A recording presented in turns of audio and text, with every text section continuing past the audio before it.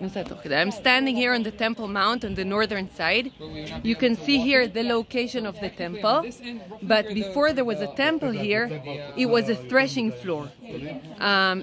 Crops were brought here. They put them in a big circle and they crushed them to separate the grains from the straw. This was done by bringing bulls. They were tied to a threshing sledge, which is like made from wood, and underneath there were like flintstones, sharp flintstones, and they went with it round and round and round, and this way crushed the wheat. So how did this place become the location of the temple? So it all starts when the Jews went out of Egypt and they were in Mount Sinai. They got the Torah, and one of the mitzvot, one of the Jewish laws, is that it is not allowed to count Jews. It's not allowed to count the people. If someone wants to know the amount, if the king, for example, wants to know the amount of people, how many there are, each person has to bring a specific amount of money.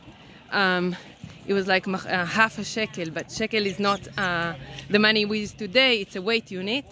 They had to bring it as a donation to the temple, and then the king would count how many half shekels there were, and according to this, we'll know how many Jews there are. Now we go to about 3,000 years ago.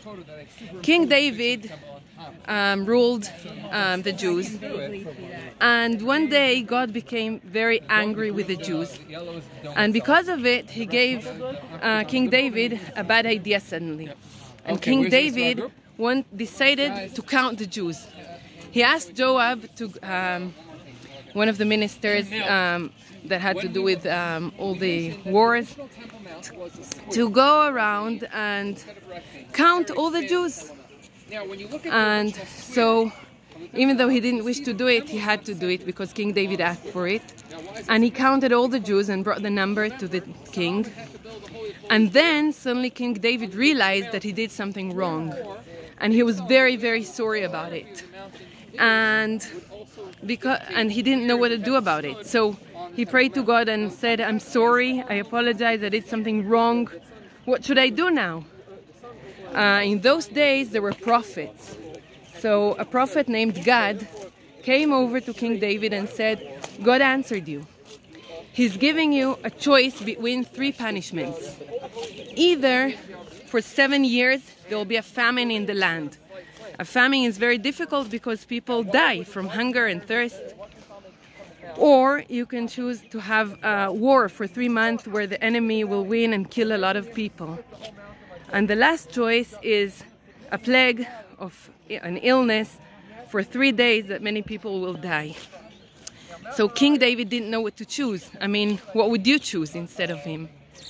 So he said that he doesn't want the enemy to punish the Jews because the enemy usually does more than they're supposed to. And so he said to God, "Well, you decide upon the punishment and hopefully you'll have some mercy upon the people." So for 3 days there was a plague, and 70,000 Jews died. King David was horrified, and he cried and prayed and said, like, why? I was a sinner. Why the Jews? Why do they have to suffer for it? Why do they have to die from it? The commentators actually say why it happened. They say that the Jews also sinned because they should have given this half shekel to the tabernacle in those days or towards a future temple. But they didn't. They allowed themselves to be counted. So because they didn't donate for the temple, yeah, they died. Anyway, God has some mercy, and he tells King David, "Go to the Mount Moriyah, to the Temple Mount, here where I'm now, and buy the area of the threshing floor and make a sacrifice, and the plague will stop." So King David came, and there was a threshing floor here where I showed you that belonged to King Araunah. He was a Jebusi king, and David asked him, like, could you please sell me this area? So Araunah was a very good person. He actually said, I'm willing to donate, give you for free the place, the oxen, the wood, everything you need. And King David says, no, I'm going to buy it for full money. So he pays 50 shekels of silver, which is a big amount in those days.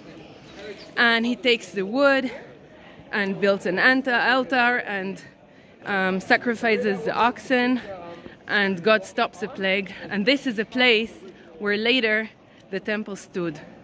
So what we have to learn from it is how important it is for us to do something for the temple. I mean, God was angry and got King David to count them and punish them because they didn't do anything towards the temple. So we have to learn from this, and we have to do everything we can, whether it's putting time or organizing prayers or preparing things, preparing vessels, preparing knowledge, donating money, coming to the Temple Mount, anything possible to make the temple possible. And we pray that God will see our efforts, and soon we'll have the full redemption, and the temple will stand there again and be a house of prayer for all nations.